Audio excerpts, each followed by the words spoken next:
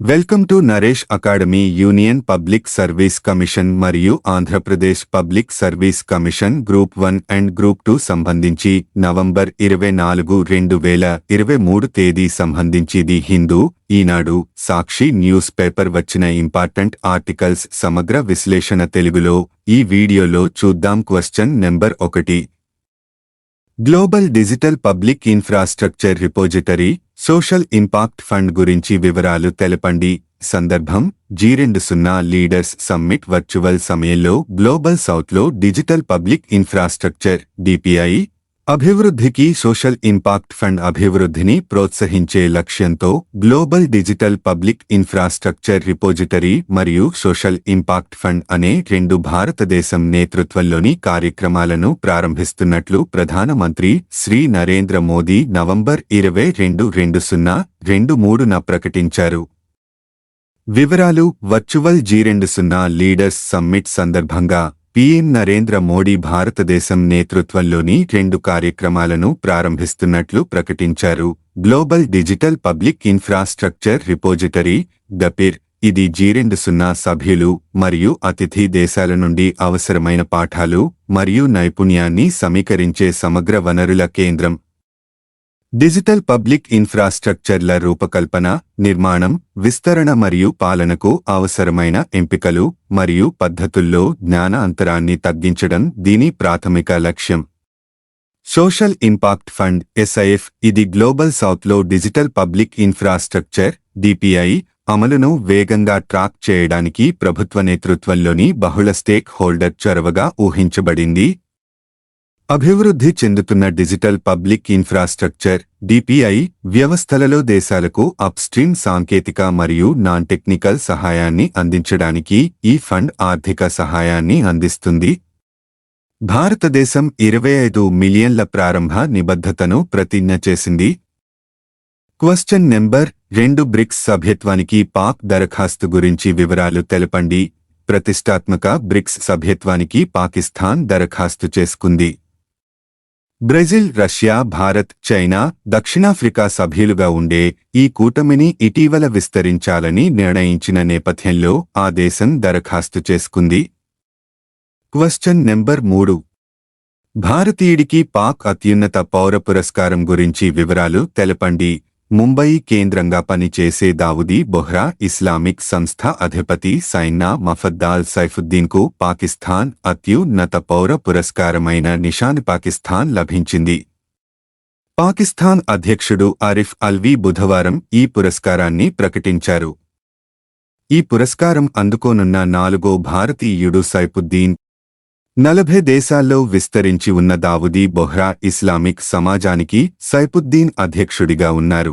Question number 4. China విద్యాసంస్థల్లో అంతుచిక్కని pneumonia వ్యాధి విజృంభిస్తోంది గురించి వివరాలు తెలపండి.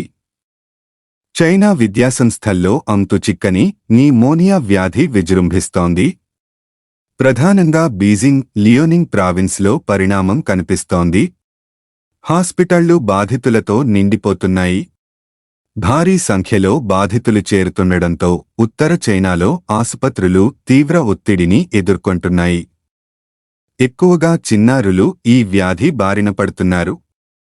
వారిలో విపరీతమైన జ్వరం, ఊపిరితిత్తుల్లో ఇబ్బందులు, శ్వాసక్రియలో సమస్యలు కనిపిస్తున్నాయి. అయితే నిమోనియాలో సాధారణంగా కనిపించే దగ్గు, ఇతర లక్షణాలు లేవు. మిస్టరీ నిమోనియా వేగంగా వ్యాప్తి చెందుతుండడంతో విద్యాసంస్థల మూసి వేత తప్పకపోవచ్చని స్థానిక మీడియా పేర్కొంది. కొన్ని పాఠశాలల్లో పిల్లలతో పాటు ఉపాధ్యాయులు సైతం వ్యాధి బారిన పడినట్లు సమాచారం. కొత్త వ్యాధి వల్ల ఇప్పటిదాకా ఎవరూ మృతి చెందలేదు. ఇది ఇన్ఫ్లుయెంజా తరహా ఇన్ఫెక్షన్ అని, ప్రాణాంతకం కాదని వైద్యులు చెబుతున్నారు. మహమ్మారిగా మారకపోవచ్చని అంచనా వేస్తున్నారు. Question number 5. ఎన్జీఆర్ఈజీఎస్ ఆడిట్ కేవలం 6 రాష్ట్రాల్లో 50% గురించి వివరాలు తెలపండి. భారతదేశంలోని 34 రాష్ట్రాలు మరియు కేంద్రపాలిత ప్రాంతాలలో కేవలం 6 మాత్రమే 50% కంటే ఎక్కువ గ్రామ పంచాయతీలలో మహాత్మా గాంధీ జాతీయ గ్రామీణ ఉపాధి హామీ పథకం ఎన్జీఆర్ఈజీఎస్ కింద చేసిన పనుల సామాజిక తనిఖీలను పూర్తి చేశాయి. 100% గ్రామ పంచాయతీలను కవర్ చేసిన ఏకైక రాష్ట్రం కేరళ. సామాజిక తనిఖీలు గ్రిగా కింద అవినీతి నిరోధక చర్య చట్టంలోని సెక్షన్ 17 ద్వారా తప్పనిసరి. ప్రతి రాష్ట్రంలో సోషల్ ఆడిట్ యూనిట్లు అమలు చేసే అధికారులతో సంబంధం లేకుండా పనిచేస్తాయి మరియు కంప్ట్రోలర్ మరియు ఆడిటర్ జనరల్ ద్వారా ఆడిటింగ్ ప్రమాణాలు డిసెంబర్ 19, 2016న జారీ చేయబడ్డాయి. ఆడిట్లో గ్రిగా కింద సృష్టించబడిన మౌలిక సదుపాయాల నాణ్యత తనిఖీలు మరియు వేతనాలలో ఆర్థిక దుర్వినియోగం మరియు విధానపరమైన వ్యత్యాసాల కోసం తనిఖీలు ఉంటాయి. 50% మార్కును దాటిన ఇతర రాష్ట్రాలు బీహార్ 64.4%, గుజరాత్ 58.8%, జమ్మూ మరియు కాశ్మీర్ 64.1%, ఒడిశా 60.42%, ఉత్తరప్రదేశ్ 54.97%. కేవలం 3 రాష్ట్రాలు మాత్రమే 40% లేదా అంతకంటే ఎక్కువ గ్రామాలను కవర్ చేశాయి. తెలంగాణ 40.5%, హిమాచల్ ప్రదేశ్ 45.32% మరియు ఆంధ్రప్రదేశ్ 49.7%. ఎన్నికలకు వెళ్లే రాష్ట్రాల్లో సామాజిక తనిఖీ పూర్తి రేట్లు తక్కువగా ఉన్నాయి. మధ్యప్రదేశ్ 1.73%, మిజోరం 17.5%, ఛత్తీస్గఢ్ 25.06% మరియు రాజస్థాన్ 34.74%. సోషల్ ఆడిట్ యూనిట్ల కోసం నిధులు ఆలస్యం అవుతున్నాయని రాష్ట్రాలు ఫిర్యాదు చేస్తాయి. ఇది ఆడిట్లలో జాప్యానికి దారితీస్తుంది మరియు గ్రామ స్థాయి ఆడిటర్లకు జీతాలు ఆలస్యంగా పునరావృతమయ్యే ఫిర్యాదులు. కేరళ ప్రజల నిశిత పరిశీలన కోసం పంచాయతీ స్థాయిలో కాలానుగుణంగా సోషల్ ఆడిట్ పబ్లిక్ హియరింగ్లను నిర్వహిస్తుంది. క్వశ్చన్ నెంబర్ 6 కంబళ రేసు గురించి వివరాలు తెలపండి. అన్ని శత్రుత్వాలను పక్కన పెట్టి కర్ణాటకలోని వివిధ రాజకీయ పార్టీల నాయకులు నవంబర్ 25 మరియు 26, 2023 తేదీలలో బెంగళూరులో సాంప్రదాయ కంబాల గేదెల రేసును నిర్వహించడానికి సహకరిస్తున్నారు. కంబళ రేసు ప్రధానంగా కోస్తా కర్ణాటక ప్రాంతాలలో నవంబర్ నుండి మార్చి వరకు బురద మరియు బురదతో నిండిన వరి పొలాలలో జరుగుతుంది. సాంప్రదాయకంగా స్థానిక తుళు భూస్వాములు మరియు కోస్తా జిల్లాల్లోని గుహాలు స్పాన్సర్లుగా ఉన్నాయి. రేసులో పాల్గొనేవారు గేదెలను గట్టిగా పట్టుకుని కొరడాలతో వాటిని నియంత్రించడానికి ప్రయత్నిస్తారు. వాస్తవానికి కంబాలా అనేది పోటీ లేని దృశ్యం. ఇక్కడ గేదెల జంటలు వరి పొలాల్లో ఒకదాని తర్వాత ఒకటి పోటీ పడతాయి. జంతువులను వ్యాధుల నుండి రక్షించినందుకు దేవతలకు కృతజ్ఞతలు తెలిపే రూపంగా కూడా దీనిని జరుపుకుంటారు. 2014లో భారత సర్వోన్నత న్యాయస్థానం 1960 నాటి జంతువులపై క్రూరత్వ నిరోధక చట్టం PCA చట్టం ప్రకారం జల్లికట్టు మరియు ఎద్దుల బండ్ల పోటీలతో పాటు కంబళాన్ని నిషేధించింది. అనవసరమైన నొప్పి మరియు బాధలు లేకుండా కరుణ మరియు గౌరవంతో వ్యవహరించే జంతువుల ప్రాథమిక హక్కును ధృవీకరిస్తుంది. జంతువులపై క్రూరత్వ నిరోధక కర్ణాటక సవరణ ఆర్డినెన్స్ 2017 కంబళ కార్యక్రమాల నిర్వహణకు అనుమతించింది. పాల్గొనే ఎద్దులపై క్రూరత్వం జరగకుండా చర్యలు తీసుకుంటే. క్వశ్చన్ నెంబర్ 7 సుప్రీం తొలి మహిళా జడ్జి ఫాతిమా కన్నుమూత గురించి వివరాలు తెలపండి. దేశ సర్వోన్నత న్యాయం స్థానం తొలి మహిళా న్యాయమూర్తి జస్టిస్ ఎం. ఫాతిమా బీవీ 98 గురువారం కన్నుమూశారు. వయో సంబంధ రుగ్మతలతో బాధపడుతున్న ఆమె కొద్ది రోజులుగా ప్రైవేటు ఆస్పత్రిలో చికిత్స పొందుతున్నారు. గురువారం మధ్యాహ్నం తుదిశ్వాస విడిచారని అధికార వర్గాలు తెలిపాయి. 1989లో సుప్రీంకోర్టు తొలి మహిళా జడ్జిగా నియమితులైన జస్టిస్ ఫాతిమా న్యాయ వ్యవస్థలో అత్యున్నత స్థానానికి ఎదిగిన వ్యక్తిగా మహిళలకు స్ఫూర్తిగా ఆదర్శంగా నిలిచారు. ఆసియాలోనే తొలిసారి ఒక దేశ అత్యున్నత న్యాయస్థానంలో మహిళా న్యాయమూర్తిగా ఎంపికైన వ్యక్తిగా ఘనత సాధించారు. సుప్రీం జడ్జిగా 1992లో పదవీ విరమణ పొందాక జాతీయ మానవ హక్కుల కమిషన్ సభ్యురాలిగా పనిచేశారు. తమిళనాడు గవర్నర్గా చేశారు. మాజీ ప్రధాని రాజీవ్ గాంధీ హత్య కేసులో శిక్ష అనుభవిస్తున్న 4 ఖైదీలు దాఖలు చేసిన క్షమాభిక్ష పిటిషన్లను తిరస్కరించిన తర్వాత గవర్నర్ పదవికి రాజీనామా చేశారు. తమిళనాడు యూనివర్సిటీ వైస్ ఛాన్సలర్గా పనిచేశారు. 1927లో కేరళలో జన్మించిన జస్టిస్ ఫాతిమా పతనంతిట్టలోని క్యాథలిక్ హైస్కూల్లో చదువుకున్నారు. తండ్రి ప్రోత్సాహం మేరకు ఆమె తిరువనంతపురం లా కాలేజీలో న్యాయవాద విద్యను అభ్యసించారు. 1950లో బార్ కౌన్సిల్ పరీక్షలో అగ్రస్థానంలో నిలిచి బంగారు పతకం సాధించిన తొలి మహిళగా రికార్డు సాధించారు. అదే ఏడాది న్యాయవాద వృత్తిని ప్రారంభించారు. 1983లో కేరళ హైకోర్టు న్యాయమూర్తిగా, అదే ఏడాది శాశ్వత జడ్జిగా పదోన్నతి పొందారు. ఈమెకు 4 చెల్లెళ్ళు, 2 సోదరులు ఉన్నారు. అవివాహిత అయిన జస్టిస్ ఫాతిమా బీవీ ఒక సోదరి వద్ద ఉంటున్నారు. Question number 8. అరుణాచల్ సంగీత మండూకం గురించి వివరాలు తెలపండి. అరుణాచల్ ప్రదేశ్లోని బ్రహ్మపుత్ర స్థానిక నామం దిహంగ్ నది తీరంలో శాస్త్రవేత్తలు మ్యూజిక్ ప్రాగ్ అనే కొత్త జాతి కప్పలను కనుగొన్నారు. వీటి ప్రత్యేకత ఏమిటంటే ఆడ, మగ కప్పలు 2 చప్పుడు చేస్తాయి. ఈ కొత్త జాతి కప్పలు 2-3 రకాల చప్పుళ్లతో ప్రత్యేకమైన శబ్ద వ్యవస్థను కలిగి ఉంటాయి. బ్రహ్మపుత్ర నది తీరంలో మొదటిసారిగా వీటి చప్పుళ్లు విన్నాం. అడవి బాతుల శబ్దాన్ని పోలి ఉన్న ఆ చప్పుడును గతంలో ఎప్పుడూ వినలేదు అని సైన్స్ పత్రిక జూటాక్సాలో శాస్త్రవేత్తలు రాశారు.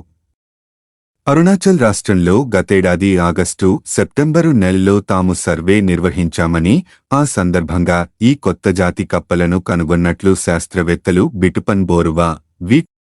దీపక్ అభిజిత్ దాస్ తెలిపారు. 6 సెంటీమీటర్లు మేర పెరిగే ఈ కప్పలకు దేహం మధ్యలో లేత క్రీమ్ రంగులో గీత ఉంటుందన్నారు. Question number 9. విజయవాడ రైల్వే స్టేషన్కు ఐజీబీసీ సర్టిఫికెట్ గురించి వివరాలు తెలపండి. ఏటా దేశవ్యాప్తంగా Indian green building council IGBC నిర్వహిస్తున్న రేటింగ్లో విజయవాడ రైల్వే స్టేషన్కు ప్లాటినం సర్టిఫికెట్ దక్కింది. గురువారం చెన్నై ట్రేడ్ సెంటర్ జరిగిన గ్రీన్ బిల్డింగ్ సమావేశంలో ఏడీఆర్ఎం ఎం శ్రీకాంత్, సీనియర్ డీఈహెచ్ఎం రామచంద్ర సాహు ఈ సర్టిఫికెట్ అందుకున్నారు.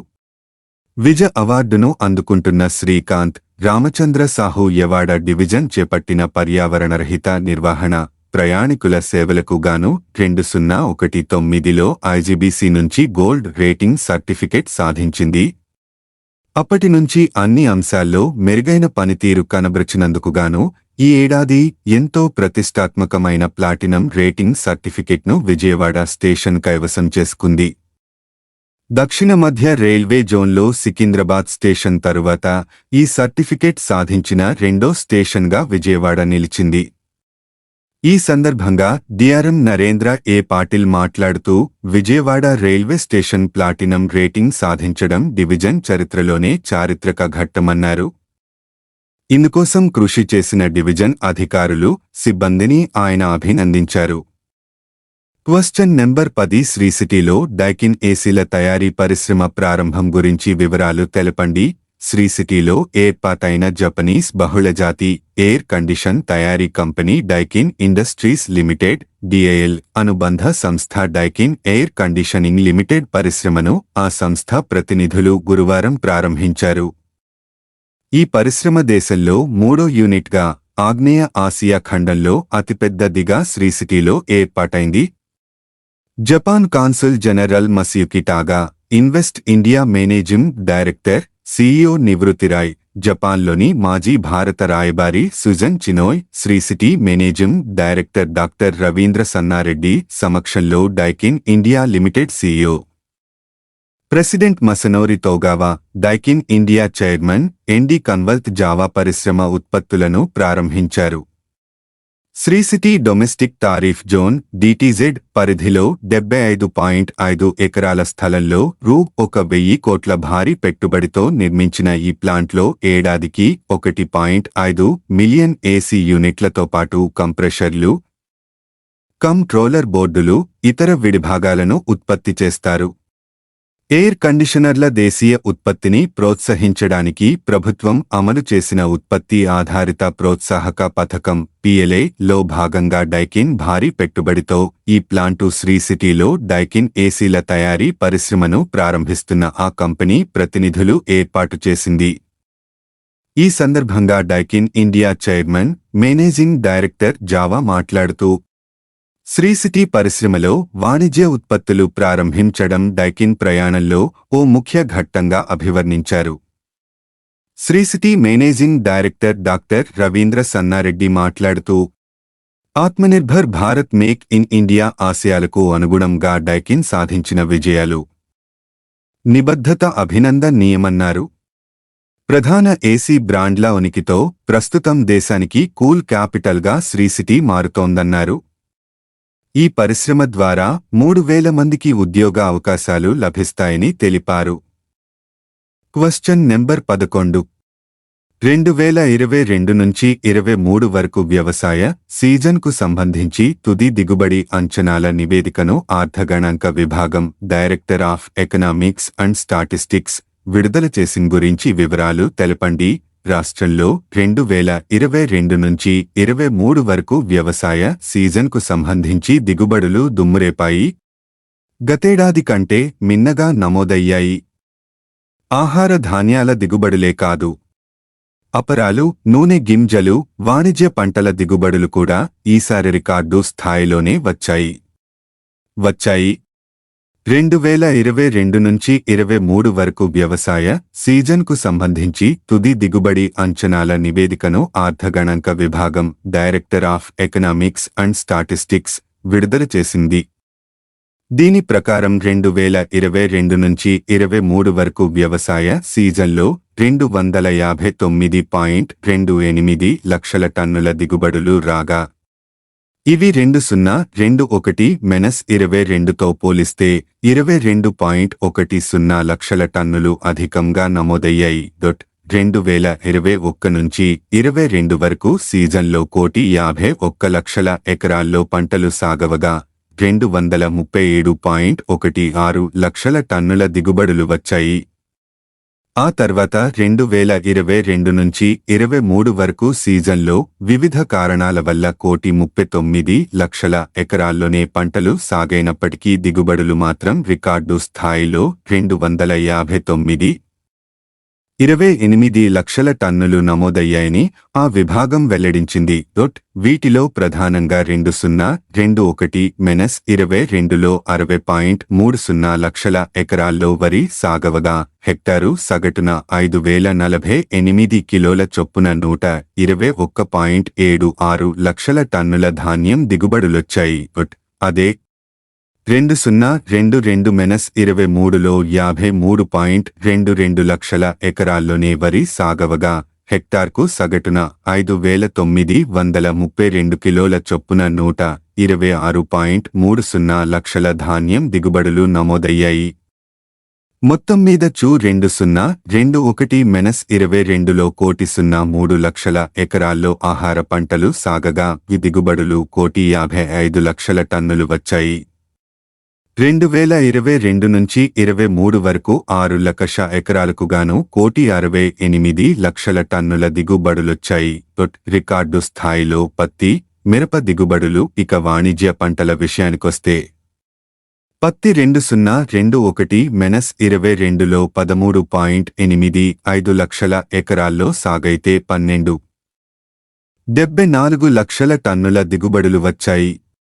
అలాగే 2022-23లో 17.60 లక్షల ఎకరాల్లో పత్తి సాగవగా 15.40 లక్షల టన్నుల దిగుబడులొచ్చాయి. మరోవైపు మిరప 2021-22లో 5.62 లక్షల 8 ఎకరాల్లో సాగవగా నల్లతామర ప్రభావంతో 4.18 లక్షల టన్నులకు పరిమితమైంది.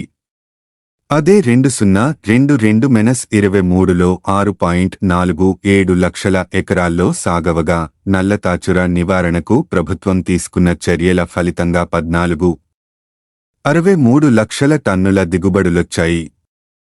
ప్లీజ్ లైక్, షేర్, కామెంట్ చేయండి మరియు subscribe my YouTube channel @Naresh academy 5509. Thank you one and all.